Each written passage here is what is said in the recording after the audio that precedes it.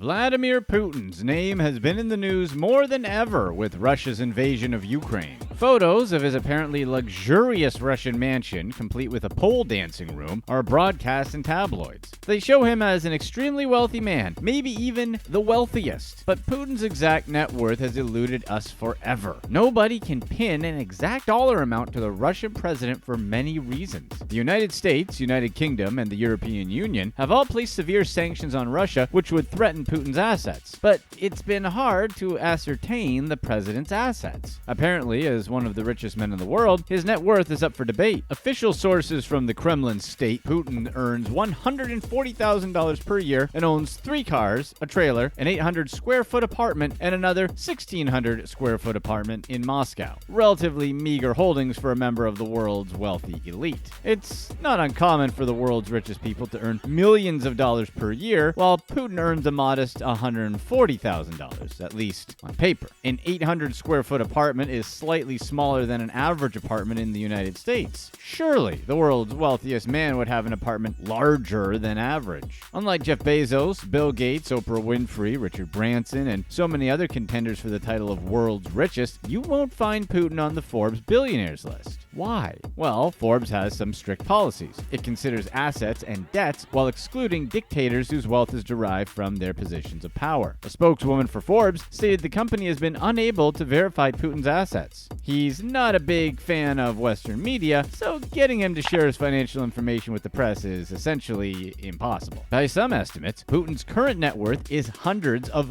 billions of dollars. In 2012, Russian political analyst Stanislav Belkovsky believed that Putin's net worth hovered around $70 billion based on his investments in oil and gas companies in Russia. These estimates only increased over the years. Swedish economist and author Anders Aslund estimated Putin's net worth somewhere between $100 to $150 billion.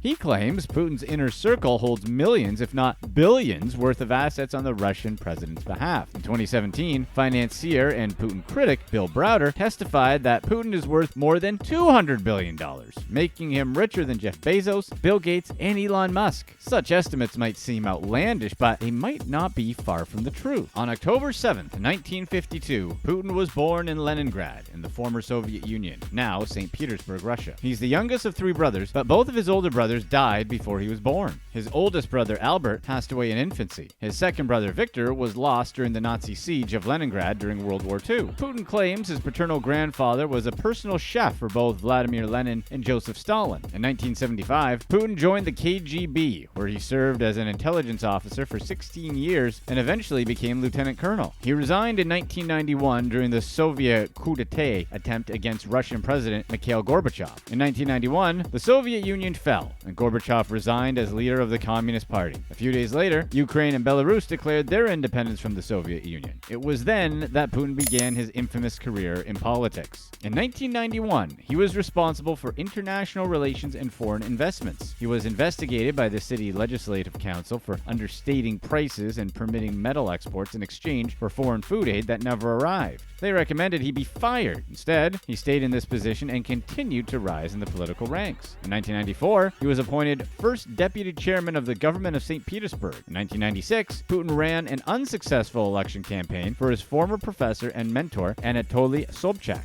After this, he moved to Moscow, where he was appointed deputy chief of staff for President Boris Yeltsin, where he served until 1997. Yeltsin kept promoting Putin up the political ladder. In 1999, Putin was appointed as one of the 3 deputy prime ministers and also acting prime minister of the Russian Federation. Then Yeltsin announced that he wanted Putin to be his successor. Putin agreed to run for president. When Yeltsin unexpectedly resigned, Putin became acting president of the Russian Federation in 1999. He was officially inaugurated in 2000 and is still president to this day. Here's where things get interesting. In 2003, the richest man in Russia, Mikhail Khodorkovsky, was arrested for fraud and tax evasion. With an estimated net worth of $15 billion, he ranked 16th on Forbes' list of billionaires. He made most of his money after the fall of the Soviet Union, when he obtained control of many Siberian oil fields which fell under the name Yukos. But in 2003, Khodorkovsky was arrested by Russian authorities, and President Putin froze his shares of Yukos. Under Putin's direction, the Russian Russian government took action against Yukos, which led to a significant fall in share prices and destroyed Khodorkovsky's wealth.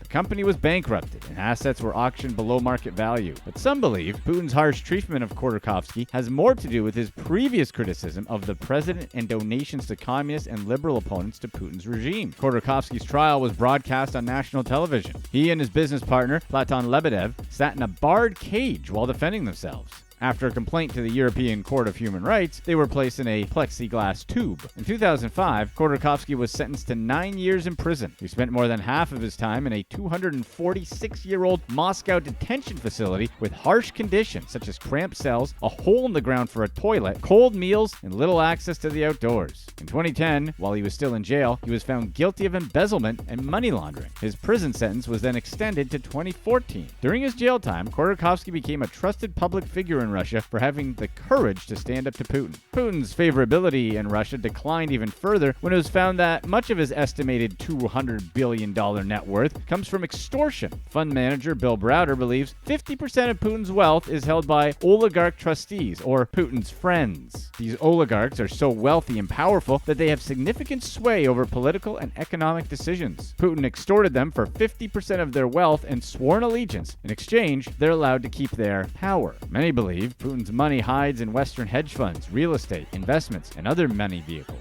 It's widely believed that Putin used the oligarchs' deep pockets to fund his life. Much of his wealth might be kept in the Black Sea Palace, a luxurious mega mansion worth at least $1 billion. It's a country palace styled after 18th century czars with a columned facade, a private theater, landing pads for 3 helicopters, and accommodations for security guards. Putin built the palace using a secret fund held by a group of Russian oligarchs, thus proving Putin has free access to corporate and personal wealth. But it doesn't stop there. If the rumors are true, the Black Sea Palace is just the first in a series of Putin's holdings, including 20 other palaces, 4 yachts, 58 aircraft, and a watch collection worth £400,000. While 20 million people in Russia live paycheck to paycheck, Putin enjoys unfathomable wealth. The current Russian-Ukrainian war is actually something that's technically not that new.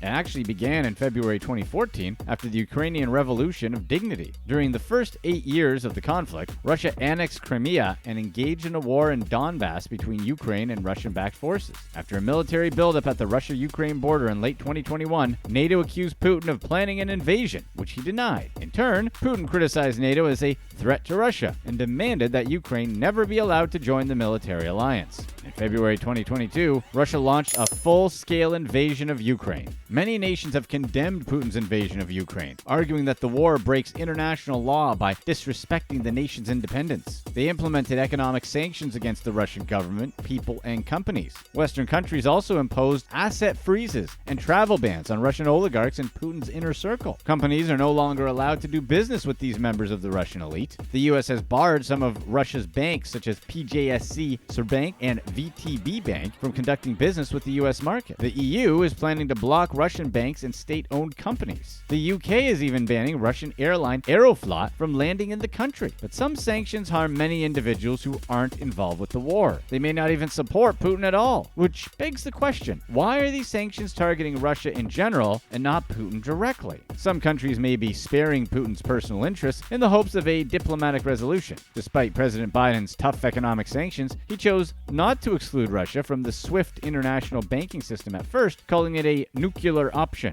SWIFT stands for the Society for World Interbank Financial Telecommunication and helps connect over 11,000 international banks, financial firms, and companies in more than 200 countries. Trillions of dollars in transactions get processed through SWIFT every day. Russia's removal from SWIFT would severely harm the economy and its ability to participate in global trade. Russia would have to rely on outdated technology like fax and email to conduct overseas transactions. However, political strategy changes almost every day. A few days after calling it the nuclear option, the US, UK, Canada, and EU agreed to take several Russian banks off SWIFT. Western governments are are treading lightly and implementing sanctions slowly to not cause immense and sudden political destruction. President Joe Biden also decided to exclude aluminum manufacturing and the energy sector from the sanctions. Oil and gas prices are already rising, and further sanctions could cause them to increase even more. Since Putin's net worth is relatively unknown, it's hard to estimate the damage if countries implemented sanctions that targeted the Russian president. American companies have also taken action against Russia. 2 weeks after the invasion of Ukraine, McDonald's closed 850 restaurants throughout Russia, but the company is facing considerable backlash from shareholders because 9% of the company's profit in 2021 came from Ukraine and Russia. The price of McDonald's share is now on a steady decline. According to the New York Times, some European states want to exclude Putin and Russian Foreign Minister Sergei Lavrov from the sanctions to keep communication open with Russian leaders. That's the official reason, but it might not be the whole truth. Personal sanctions might not be that effective in freezing finances or changing behavior. These oligarchs have so much money that economic consequences might marginally affect their pockets. These oligarchs run the largest companies in Russia. They'll still find ways to make money even in the face of global sanctions. As for Putin, his secret stashes of cash hidden around the world should make anyone question how the global economy really runs. Click here to watch one of these next videos. Let us know in the comments section what you'd rather deal with. Slap Vladimir Putin in the face or slap Mike Tyson in the face?